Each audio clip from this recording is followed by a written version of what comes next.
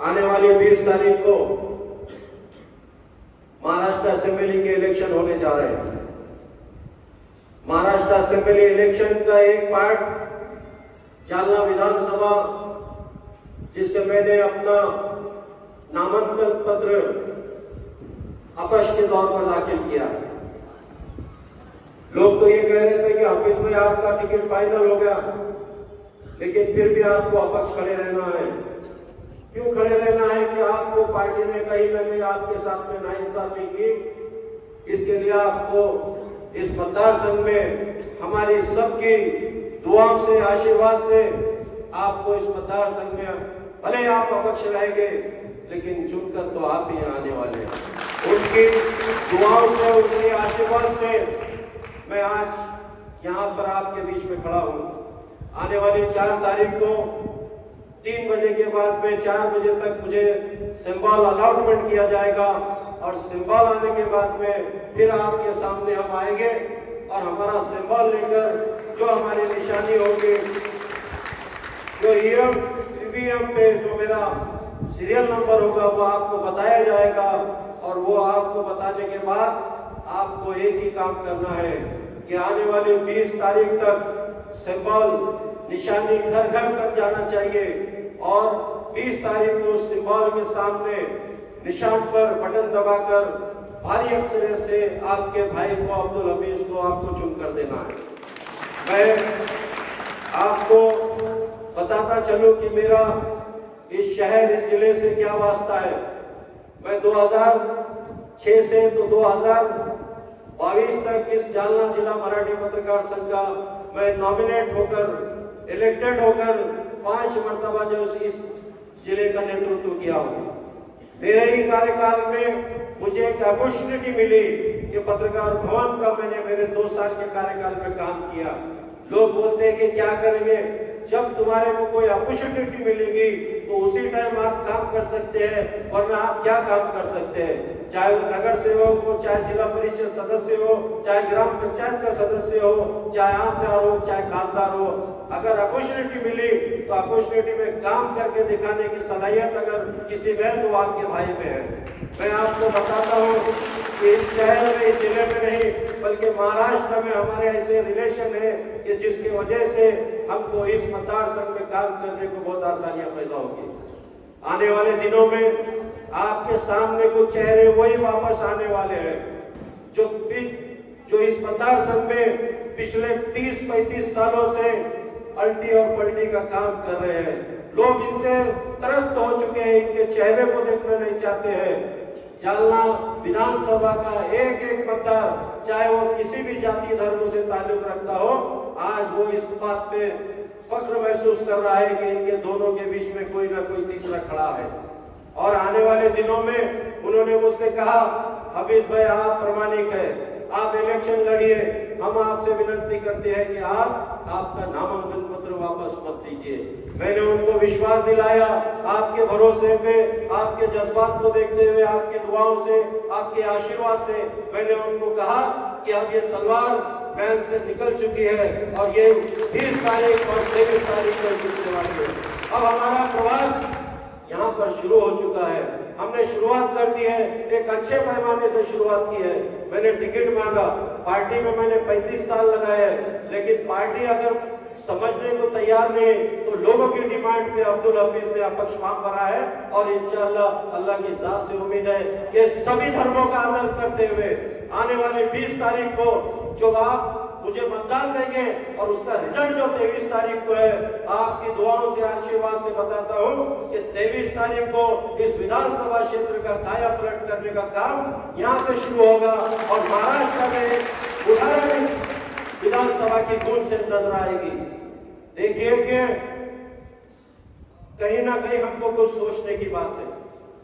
हम अगर पार्टी से टिकट मांगते हैं तो भी हमको इतना अधिकार नहीं है कि हम पार्टी से टिकट मांगना चाहिए।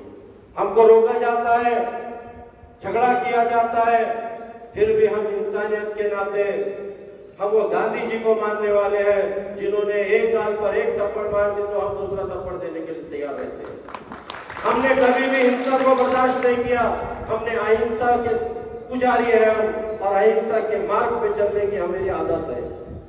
आज बताइए कि शहर में अगर हमने छोटे से बड़ा हुए इस जिले में, इस तालुके में, इस मतदार संघ में आपने हमें काम करते देखा है। कांग्रेस पार्टी का एक सच्चा वफादार बोल के मैंने पिछले कई सालों से पार्टी के साथ में काम किया हूं। मैंने पार्टी के साथ गद्दारी नहीं की, लेकिन आज उसका नतीजा ये मिला है कि मेरा टिकट फाइनल होने के बाद में भी कट जाता है और फिर दोबारा जो है तो सन्मान्य आमदार को दिया जाता है।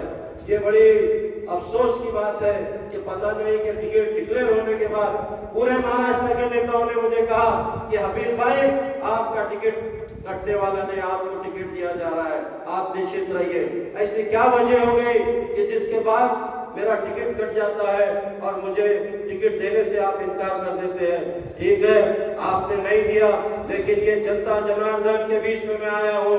आपके आशीर्वाद से, आपकी दुआओं से 23 तारीख को मैं विधानसभा के उस सभागृह में पहुंचने वाला हूँ, इसे अब कोई नहीं रोक सकता। ये निश्चित हो गया है। आज जाति पाति का राजकारण यहाँ पे खत्म हो गया है।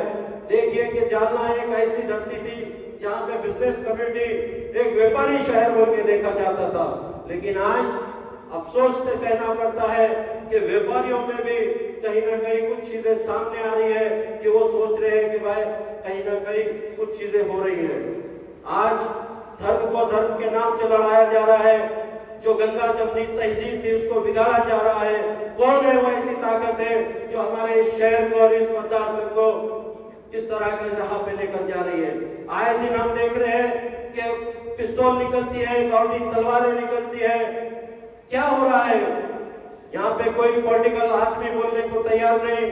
यहाँ पे सिस्टम का इतना बड़ा फेल्यूर है कि कितने मर्डर यहाँ पर हो चुके हैं। ये फेल्यूर है इस गवर्नमेंट का और इस प्रशासन का, लेकिन कोई दुर्भाग्य है कि कोई बोलने को तैयार नहीं। आप जाइए शहर में और जिले का ठिकान देखिए, आप यहाँ से निकलिए, शहर में आइए, आपको लगता नहीं कि ये जिले का कोई प्रमुख शहर है करके। नगर पालिका से महानगर पालिका हो गई, लेकिन रास्ते नहीं है, खड्डों में से हमको चलना पड़ता है। कई हमारी माँ बहनें उस खड्डों में से गिरकर एक्सीडेंट का सामना करना पड़ रहा है। नालियां नहीं है, पानी नहीं है, पीने के लिए पानी आज भी हमको 10-10, 15-15 दिन पानी नहीं मिलता है। अगर इस तरह की अगर डेवलपमेंट की बात अगर नेता करते हैं तो शर्म आना चाहिए। आप पश्चिम महाराष्ट्र में जाइए, पश्चिम महाराष्ट्र में देखिए कि विकास किस तरह से होता है। ठीक है, मतभेद होते हैं, चुन के आने वाला चुनकर आता है, गिरने वाला गिर जाता है, लेकिन कभी भी वहां पर राजकारण नहीं होता है, वहां पे डेवलपमेंट होता है। चाहे कोई भी हो, कोई भी पार्टी का हो, कोई भी समाज का हो, डेवलपमेंट का विजन उनके सामने रहता है। आप जाइए ग्राम पंचायत देखिए पश्चिम महाराष्ट्र के, आप जाइए तालुके की हालत देखिए, आप जिले की हालत देखिए, रोड का सिस्टम देखिए, ट्रैफिक का सिस्टम देखिए, लेकिन यहाँ पे बकाल अवस्था यहाँ पे इस शहर में बनी हुई है। हमारे पूरा कदीम जालना में देखिए कि शनि मंदिर पे आए दिन ट्रैफिक जाम होता है, कोई किसी को देखने को तैयार नहीं। अगर किसी कोई पेशेंट है तो उसकी क्या हालत होगी, अगर किसी को दवा खाना जाना है, किसी को इमरजेंसी जाना है, तो बड़ी दुख की बात है कि वहां पे घंटों घंटों कतार में खड़े रहना पड़ता है। आज चाहे नौजवान हो, चाहे हमारी बहनें हो, चाहे बच्चियां हो, पढ़ लिख कर बेकार घूम रही है। नौजवानों के हाथ में काम नहीं है। हमारी बच्चियां तालीम याफ्ता होकर, चाहे वो कोई भी समाज की हो, लेकिन तालीम हासिल करने के बाद, एजुकेशन लेने के बाद में अगर उनको काम नहीं मिलता, उनको नौकरियां नहीं मिलती, तो आपको कुर्सी पे बैठने का अधिकार नहीं है। आप अगर इस मतदार संघ का नेतृत्व कर रहे हैं तो इस मतदार संघ के लोगों की आप कभी मीटिंग बुलाए हैं? कभी मुझे नहीं लगता कि कितने यहाँ पे पढ़े लिखे लोग हैं, चाहे वो कोई भी जाति और धर्म के हो, कभी कोई आमदार ने या खासदार ने इस तरह का माहौल पैदा किया कि यहाँ पर जालना विधानसभा में कितने बच्चे हैं, चाहे वो कोई भी कास्ट के हो, वो चाहे मैट्रिक पास हो, चाहे 12वीं पास हो, चाहे ग्रेजुएशन किया हो, चाहे MBBS हो, BHMS हो, ऐसे कितने लोग हैं जिनको हम नौकरी दे सकते हैं, उनके अपॉर्चुनिटी दे सकते हैं। मगर इस तरह का कोई सोच इस मतदार संघ में मुझे देखने को नहीं मिलती है। यहाँ पे देखने को क्या मिलता है कि एक नेता के पीछे 10 गाड़ी रहती है और वो 10 गाड़ी में भी मसल पावर वाले रहते हैं। अरे भाई आमदार है, मसल पावर रखने की जरूरत क्या है आपको? इस शहर का सिस्टम ही बिगड़ चुका है। मैं चाहता हूँ कि आप पास्ट टेंस में जाइए, पास्ट टेंस में जाके देखिए कि कैसे आमदार होते थे। बाबू सेठ दाइमा को देखो, जिन्होंने इस मतदार संघ का 10 साल नेतृत्व किया। एक कॉमन मैन, एक व्यापारी समाज से आने वाला हमारा बाबू सेठ दाइमा, मुझे गर्व है ऐसे आमदार पे कि जिन्होंने 10 साल इस विधानसभा क्षेत्र में अच्छा काम किया। आप इससे साहब को देख लीजिए, साइकिल पे चलने वाला आदमी, चने फुटाने खाकर गुजारा करने वाला आदमी, ऐसे भी लोग देखे हमने। अरे आज तो अगर आमदार बन गया तो वो समझता है कि मैं बहुत बड़ा बादशाह बन गया हूँ। अब ये बादशाह आपके वोटों से बनते हैं, अब इनको कुर्सी से भी उतारने का काम आप कीजिए। मानुष की हमारा सब में पहला धर्म, इंसानियत हमारा पहला धर्म। जाति पाति का लेबल लगा के इस मतदार संघ में अगर कोई घूमता है तो उसको पोषने का काम भी हमको आने वाले समय में करना होगा। देखिए कि मैं मुस्लिम समाज से आता हूँ, मुझे गर्व है मैं जिस समाज से आता हूँ, और आज समाज मेरे पीछे खड़ा है तो अब्दुल हफीज की कोई इमेज है। अब्दुल हफीज अगर जीरो है तो उसकी क्या मजाल है कि आमदार का वो टिकट मांग सकता है या आमदार के इलेक्शन में रह सकता है। लेकिन इसके बाद मुझे अभिमान है ऐसे जातियों पे और धर्मों पे जिन्होंने अब्दुल हफीज को बड़ा करने का काम किया।